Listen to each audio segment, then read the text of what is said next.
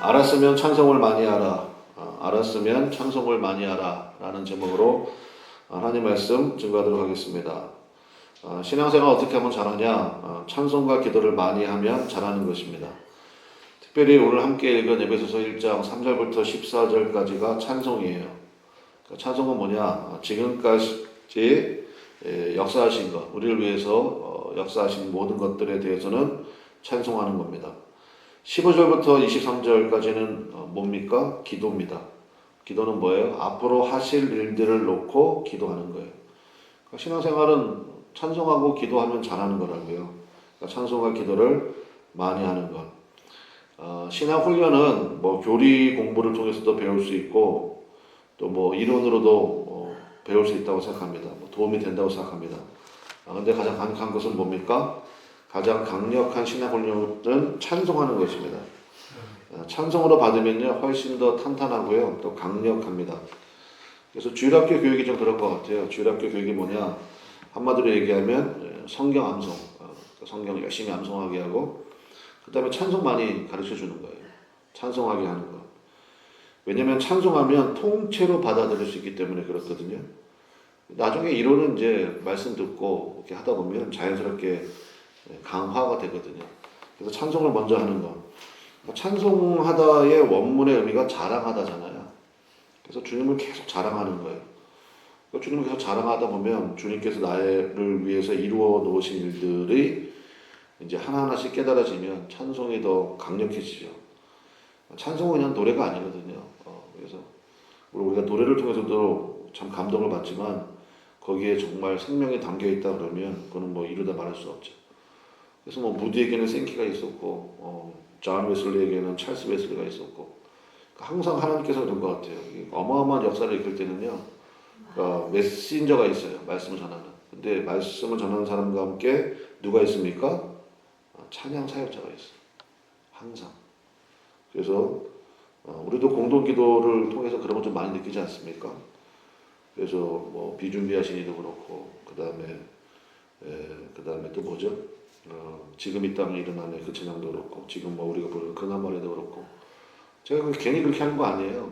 그래서 뭐 여러분이 달달 외울 정도로 왜냐 찬송의 힘이 있거든요.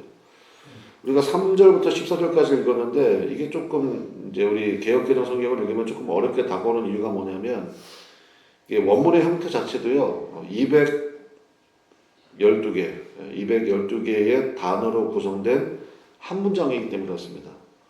성경에서 제일 긴 문장이에요. 성경 퀴즈 가운데 뭐 이런 거 이거 굉장히 고수들이 하는 거죠. 성경에서 제일 긴 문장은 그러면 에베소서 1장 3절부터 14절. 이유는요 찬송이기 때문에 그래요. 찬송이라서 감사와 감격이 너무 넘치니까 중간에 끊을 수가 없는 거예요. 그래서 숨이 벅차도 가급적 한 호흡에 있는 것이 좋습니다. 원문 자체가 그러니까. 그래서 3절의 첫 마디가 뭐예요? 찬송하려다. 14절의 맨 마지막이 뭡니까? 그의 영광을 찬송하게 하려 하심이라. 그래서 이게 전체가 한 문장으로 된 찬송이라고요. 그래서 제가 일부러 좀 빠르게 읽었고 혹시 여러분 눈치채셨습니까? 제가 읽을 때 한 단어를 계속 강조하면서 읽었어. 뭔지 아세요? 여러분 관심이 없으시군요. 안에서요. 안에서. 그러니까 예수님 안에서. 그리스도 안에서. 이게 계속 나와요. 계속. 3절부터 14절까지가 찬송인데 전체 주어는 하나님입니다. 전체 주어는. 하나님께서 이걸 이렇게 하신 그것들을 우리가 계속 찬송하고 있고 특별히 좀 이렇게 나눌 수도 있는데 3절부터 6절까지는 우리를 이제 예정하셨다 그러잖아요. 선택하신 성부 하나님에 대한 찬양이고요. 그 다음에 7절부터 12절까지는 이제 하나님의 주어긴 한데 예수님을 통해서 우리 가운데 이루신 구원의 역사 그걸 찬송하는 거예요. 그 다음에 13절부터 14절은 역시 주어는 하나님이시지만 성령 하나님을 통해서 우리를 인치시고 우리를 기업 삼아 주신 성령 하나님에 대한 찬송. 그러니까 전체는 주어는 하나님이신데 하나님께서 혼자 하지 않으시죠. 그러니까 성부, 성자, 성령 삼위일체 하나님이잖아요. 그래서 1절부터 6절까지는 성부 하나님, 7절부터 12절까지는 성자 하나님, 13절부터 14절까지는 성령 하나님. 그래서 그 단락 끝날 때마다 6절을 보십시오. 6절 마지막에 뭐라고 기록된 6절 마지막에 시작. 그의 은혜의 영광을 찬송하게 하려는 것이라. 그러니까 성부 하나님의 은혜의 영광을 찬송해. 그 다음에 7절부터 12절까지가 성자 예수님이라고 그랬죠. 12절도 찬송으로 끝나겠죠. 12절 끝에 시작. 그의 영광에 찬송이 되게 하려 하심이라. 그러니까 예수님께서 이루신 그 영광을 또 찬송하고, 그 다음에 마지막 13절 14절은 성령 하나님이라고 그랬잖아요. 그랬고 마지막에 그의 영광을 찬송하게 하려 하심이라. 이해가 되시겠죠? 그래서 3절부터 14절까지는 찬송이다. 꼭 한 호흡으로 그냥 확 읽는 것이 굉장히 중요하고요. 그 다음에 정말 한 절 한 절도 우리 곱씹으면서 하나님 앞에 진짜 기도로 찬송을 올릴 수가 있어. 음악의 아버지 바하잖아요. 바하의 시그니처가 뭔지 아십니까? SDG예요. 그 솔라 데오 그라시아스, 그러니까 오직 하나님께 영광을 했고, 항상 바하는 SDG라고 이제 그 자기 사인을 하겠다고요. 그래서 SDG 보면 여러분 이제 유식하시잖아요. 그러니까 솔라 데오 그라시아스. 솔라가 오직이고 데오가 하나님이에요. 그라시아스가 영광, 오직 하나님께 영광. 그러니까 또 음악의 어머니 누구예요? 핸델이잖아요. 음악의 아버지. 그러니까 이분들은 왜 아버지라 부르냐, 어머니라 부르냐? 다 이유가 있는 것 같아. 음악의 어머니 핸델은 INJ라고 썼어요. INJ. 이분은 영어로 썼어. 그러니까 In the name of Jesus. 예수님의 이름으로. 그래서 좀 그 의미가 있는 것 같아요. 그래서 우리도 마찬가지죠. 이 과정을 통해서 정말 하나님을 제대로 알고 찬송할 수 있는 은혜가 있기를 바랍니다. 뭐 간단히 살펴보겠습니다. 이게 뭐 하나씩 보려면은 시간이 너무 오래 걸릴 것 같아가지고 간단히 살펴볼게요. 첫 번째는 성부 하나님께서 하신 일이라고 했죠. 3절부터 6절까지. 이것은 사실은 이미 이루신 일에 대해서 초점이 맞춰져 있어요. 이미 이루신 일에 대해서. 그래서 3절 한번 보겠습니다. 찬송하리로다 하나님과 우리 주 예수 그리스도의 아버지께서 누구 안에서?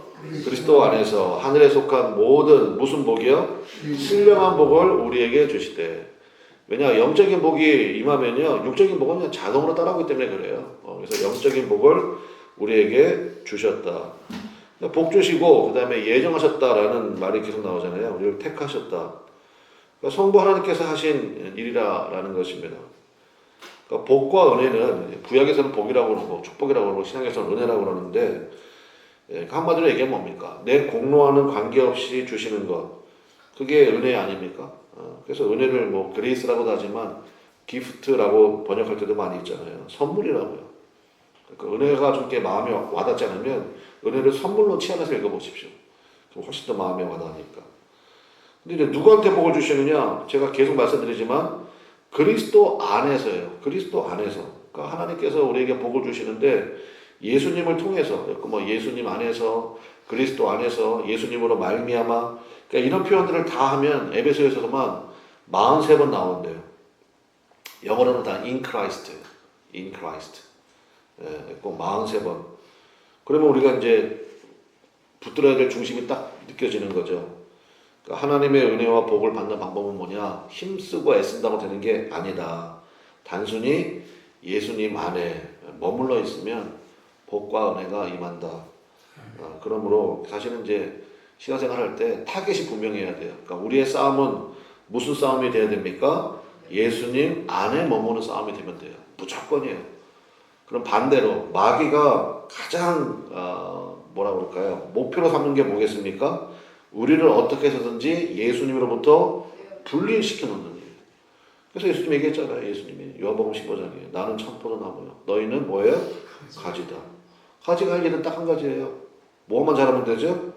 붙어있기만 잘하면 돼요. 그거예요. 그러면 그 뒤에 나와서 저절로 열매를 맺는다. 저절로가 뭐예요? 그게 은혜죠. 그게 은혜잖아요. 그러니까 뭐 내가 애쓴다고 되는 것도 아니고 그냥 예수님 안에. 그러니까 우리는 모든 삶의 디자인을 할 때 예수님 안에 머물 수 있도록 디자인하는 거예요. 우리가 왜 자꾸 로뎀스 얘기하고 기도합니까? 우리의 아이들 예수님 안에 머물도록 하려고 하는 거잖아요. 그러니까 그 일에 여러분이 가진 게 무엇이 있습니까? 뭐든지 그걸 주님 앞에 드릴 줄 알아야 돼요. 주님이 사용해 주십시오. 그러니까 그럴 때 하나님께서 주시는 은혜와 복이 임하는 거죠. 그렇잖아요? 우리 하나님 앞에 그러한 믿음의 고백, 그게 굉장히 중요한 거 아닙니까? 하나님이 다 하실 수 있어요. 근데 우리를 통해서 하기를 원하신다는 거 아니에요? 그래서 맨날 우리가 기도하잖아요. 하나님 우리를 통로 되게 원하고 도구 되게 원합니다. 그러니까 여러분 쓰임 받는다는 것 자체가 영광이죠. 그렇잖아요. 아니 뭐 세상 사람들은 뭐 예를 들기 쉽게 물질로 합시다. 물질 가지고 자기의 쾌락을 위해서 쓰고요. 그다음에 뭐 노후 대비라 그러고 뭐 그다음에 또 뭐라 그러나 뭐 아무튼 뭐 그렇게 해요. 볼 때마다 참 안타깝다 생각 들지 않아요? 아니 뭐 노후 대비 해봐야 나 어제 몰랐는데 어제 뉴스 보다가 내가 깜짝 놀랐네. 예, 그 한 아이가 옥상인가 건물에 떨어졌다 그러죠. 내가 그냥 참 안타깝다 그랬는데 제가 자주 다니는 곳이야. 여기 이마트 경기도 광주더라고. 이마트 건너편에 거기 뭐 스타벅스 있고 뭐 이렇게 있잖아요. 예, 거기에서 그 18살 먹은 여학생이 떨어졌어. 근데 그 밑에 지나가던 약국에서 거기 밑에 약국이 있거든. 약국에서 나오는 엄마하고 11살 먹은 딸 위에 덮친 거예요, 걔가. 그리고 3명이 다 죽었어요. 오늘 아침에도 뉴스 나오더라고.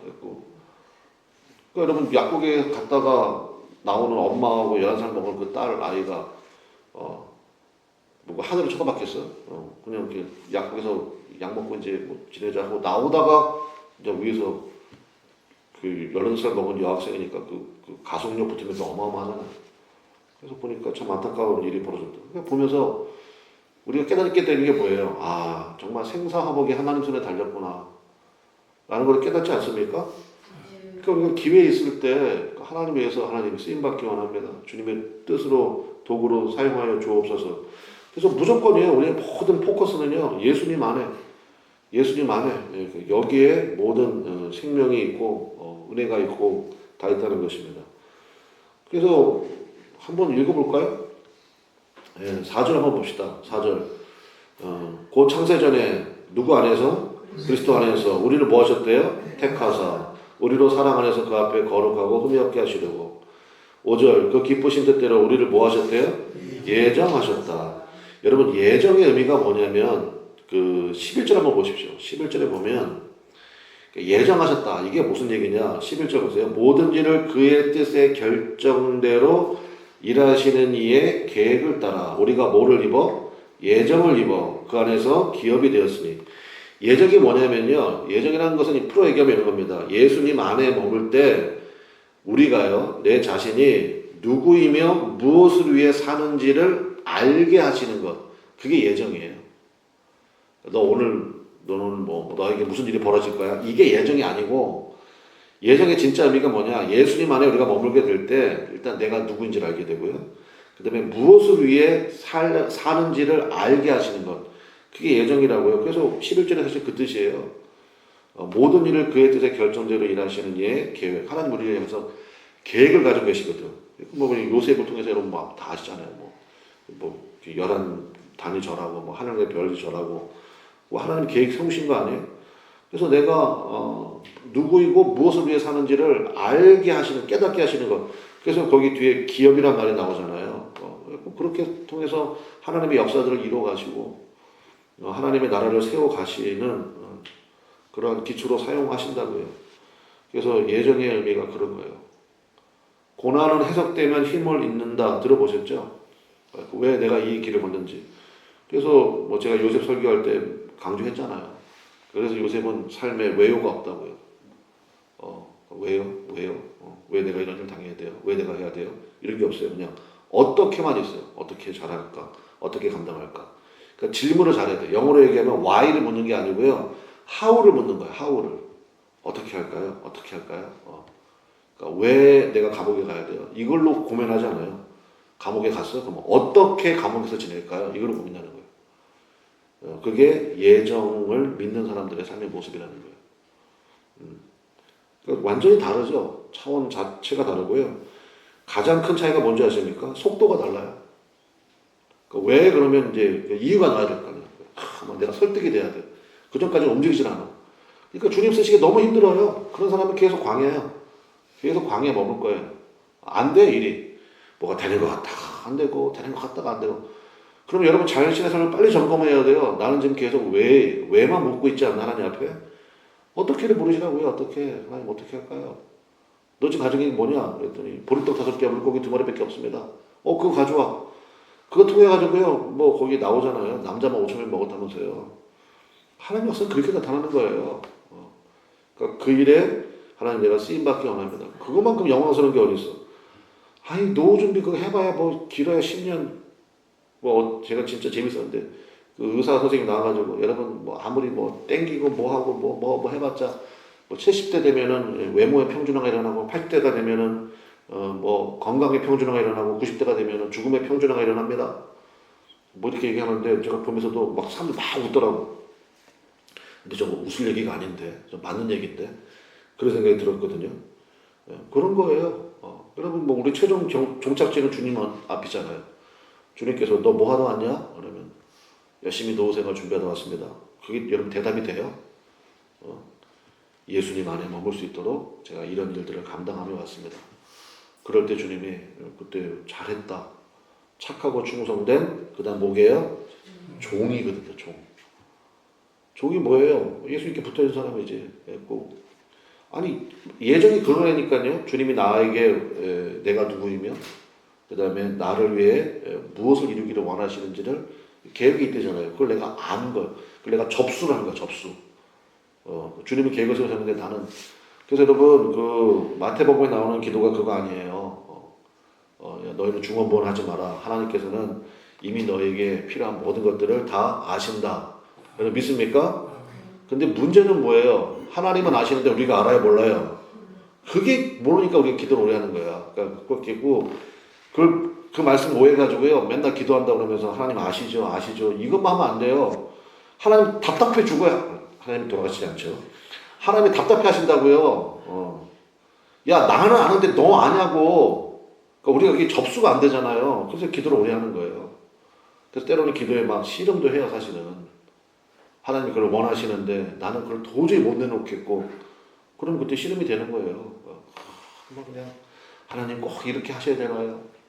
뭐 예를 들어서 뭐 자녀를 바쳐라. 그러면 막 하나님 자녀 이거 하나밖에 없는 자녀인데 막 씨름하잖아요. 근데 이제 나중에 깨닫게 되는 거죠. 하나님께 바쳐야 하나님이 안전하게 쓰시는구나. 내 품에 있는 게 안전한 게 아니라고요. 뭐 물질도 그렇고 다 마찬가지 아닙니까? 그러니까 그 씨름이죠, 사실은. 야곱만 씨름하는 게 아니에요. 그러니까 우리도 사실 씨름하는 거 하나님 앞에. 근데 여러분 다 아시잖아요. 좋은 말로 할 때, 그렇잖아요. 그게 낫지. 어차피 하나님의 계획이 있으신데. 그 다음에 두 번째, 성자 예수님께서 하시는 일이 이제 7절부터 12절인데, 여기는 뭐 7절 한번 보겠습니다. 7절, 우리 같이 읽겠습니다. 시작. 우리는 그리스도 안에서 그의 은혜의 풍성함을 따라 그의 뭐로 말미암아 피로 말미암아 뭐를 받았어요? 속량 곧 죄사함을 받았느니라. 속량이 영어 성경에는 랜섬이라고 되어 있습니다. 만만하면 몸값이에요. 몸값. 그래서 제가 출애굽기를 강조하는 이유가 뭐냐면 출애굽을 통해서 우리에게 주시는 예수님께서 우리에게 하신 속량의 의미를 제대로 보여주는 거예요. 그러니까 여러분 사실 속량을 이게 잘 마음에 와닿지 않는다 그러면 거기다가 큰 자유라고 바꿔주시면 돼요. 430년 노예 생활했는데 하나님께서 이끌어내셨어요. 왜요? 자유자를 만들기 위해서. 그래서 땅 주신다는 얘기가 바로 그 얘기예요. 그냥 뭐 땅 차지하자, 땅 따먹게 하는 거야? 그게 아니고 예수님으로 말미암아 우리가 죄의 노예였는데 십자가로 인해서 우리가 더 이상 노예가 아니고 뭐가 됐다고요? 자유자가 됐다고요. 그것도 큰 자유자가 된 거예요. 그래서 주의 영이 계신 곳에는 뭐가 있어요? 자유함이 있잖아요. 자유함이. 그래서 속량이라는 게 바로 그런 뜻이에요. 빚 갚아주셨다. 그 뜻이잖아요. 그 대속의 은혜 대신 갚아주셨다. 그 대속의 은혜 그러니까 이게 잘 모르죠. 요즘 애들은 더군다나 한자 전혀 모르는데 대속의 은혜 그러니까 대자는 큰 대자 같은데 속은 뭐지? 뭐 속편인가? 뭐 이렇게 그렇고 뭐 몰라 애들. 그리고 그냥 큰 자유의 은혜 이렇게 써버리면 훨씬 더 좋을 것 같아요. 다 묶여 있잖아요. 중독이라는 게 사실 그런 거 아니에요? 뭐 게임 중독이 됐든 음량 중독이 됐든 뭐 요즘에 뭐 알코올 중독이 됐든 뭐 일 중독도 있잖아요. 그예요. 노예된 거예요. 노예 중독이라는 게 사실은 그렇잖아요. 근데 우리는 자유자인데 대부분의 사람들이 영과 육이 불균형한 경우가 많이 있습니다. 10절 말씀 보겠습니다. 10절 같이 가보겠습니다. 시작. 하늘에 있는 것이나 땅에 있는 것이 다 그리스도 안에서 통일되게 하려 하심이라. 그러니까 예수님 안에서 하나 되게 만들어 주셨다. 그게 뭐냐? 그 조화롭게 만드셨다. 균형 있게 만드셨다. 그런 뜻이거든요. 그래서 예수님 안에 있는 사람의 특징이 뭐냐? 영과 육이요. 너무너무 조화롭습니다. 조화롭다가 영어로 하모니잖아요. 균형이 있다고요. 기도 많이 하는 사람이야. 그런데 같이 밥도 먹기 싫어. 인간미가 없어. 그럼 안 되잖아요. 반대로 뭐 예를 들어서 지금 성공해서 세상에서 잘 나가. 그런데 영은 타락해 있어. 그럼 그것도 문제잖아요. 그래서 하나님께서 복을 주셨을 때 그것을 어떻게 쓰는지를 잘 보면 그 사람이 주님과 하나 되어 있는 사람인지, 균형이 있는 사람인지, 조화로운 사람인지, 그게 이제 10절 말씀에 있는 것처럼 예수님 안에 머물 때만, 야고보 말씀에 있잖아요. 하나님께서는 회전하는 그림자가 없으시다. 그 뜻이 뭐라고요? 부작용이 없다고요. 부작용이. 모든 것은 다 부작용이 있잖아요. 아무리 좋은 약이라도 맨날 의사가 설명하대. 이 부작용에 대해서. 근데 주님께서 주시는 은혜는요, 부작용이 없어요. 여러분 믿습니까? 아무리 부자가 되어도 영이 무너지지 않아요. 그래서 예수님 얘기하잖아요. 부자는 천국 들어가기가 낙타가 바늘기 들어가는 것보다 훨씬 더 어렵다. 그러면 누가 갑니까 천국을? 제자들이 물어봤잖아요. 그랬더니 주님은 하실 수 있다. 그래서 예수님이 주시는 부가 있다고요. 안전해. 그런 은혜가 있다고요. 마지막 성령께서 하시는 일 13절부터 14절인데 13절 보겠습니다. 13절 시작. 그 안에서 너희도 진리의 말씀 곧 너희의 구원의 복음을 듣고 그 안에서 또한 믿어 약속의 성령으로 인치심을 받았으니. 성령께서 하시는 일이 뭡니까? 복음을 듣고 믿게 하시는 일을 하신다. 그러니까 믿는다는 게 그러면 그게 보통 일이 아니에요. 성령께서 역사하시는 결정적인 증거입니다. 그러니까 새벽에 나와서 기도하시는 분들 정말 축하드립니다. 여러분 안에는 누가 계십니까? 사실 그 어마어마한 찬송이에요. 어마어마한 찬송. 성령이 계신다는 것은 예수님이 계신다는 거 아니에요? 예수님이 계시는 사람은 어떻게 지옥 가요? 지옥 가고 싶어도 못 가요, 여러분은. 그래서 그런 얘기 하는 거예요. 여러분은 지옥도 갈래야 갈 수 없는 신세들인데 그게 사실은 맞는 얘기죠. 왜냐하면 여러분 안에 성령님이 계시는데 예수님이 계신 것이 천국이잖아요. 하늘 보좌. 그러니까 우리는 구원받은 백성이다. 그게 어마어마한 은혜 아닙니까? 그러면서 믿으면 이제 복음을 듣고 믿게 하시는데 믿으면 3단계로 확정하신대요. 뭐 동그라미 한번 치고 마치면 좋겠습니다. 첫 번째는 뭐예요? 약속이죠. 약속. 13절 끝에 약속의 성령, 약속. 두 번째 인치심, 도장 찍는 거예요. 그 다음에 14절 이는 우리의 기업에 뭐가 됩니까? 보증에 대해서. 그러니까 집계약 순서가 똑같아요. 처음에는 약속을 하죠. 약속이 뭐야? 계약서 쓰는 거잖아요. 그 다음에 계약서 쓰고 맨 마지막에 뭐예요? 도장 찍죠. 도장 찍고 그 다음에 공인중개사가 보증해 주잖아. 그러니까 그 사람은 돈 주는 거 아니에요? 보증보험 같은 거 주고 뭐 이렇게 하잖아요. 똑같다고요. 그래서 우리가 말씀드리면요, 주님께서 약속해 주세요. 내가 널 지켜준다. 너를 통해서 역사한다. 그리고 성령의 은혜, 이 하나의 성령 체험이잖아요. 성령 체험. 그 다음에 보증이 이제 신학적으로 좀 어려운 용어로 성도의 견인 이렇게 불러요. 견고하게 이끌어 주신다. 견고하게 이끌어 주신다. 성도의 견인. 뭐 그 정도는 알아두시면 좋을 것 같아요. 나를 지켜 주신다. 찬송 중에 그런 거 있잖아요. 나는 확실히 아네. 뭘 확실히 알아요? 성도의 견인. 나를 늘 붙들어 주신다. 인도해 주신다. 성도의 견인이라고요. 여러분 이 모든 것들이 예수님 안에 있습니다. 여러분 믿습니까? 아멘. 알았으면 찬송부터 하십시오. 기도합시다. 하나님, 우리 3절부터 14절 말씀을 통해서 성부 하나님께서 이루신 일들을 우리가 보게 되었는데 이 말씀들을 우리가 곱씹기를 원하고 기억하기를 원하고 그래서 정말 찬송되기 원합니다. 동시에 이게 제일 중요한데 주님이 여러분을 찬송할 수 있게 여러분 사십시오. 여러분 믿습니까? 네, 내가 이 은혜를 줬는데 근데 그 은혜를 알면서도 아무것도 안 해. 그러면 주님께서도 너 뭐 하냐 그럴 거 아니에요.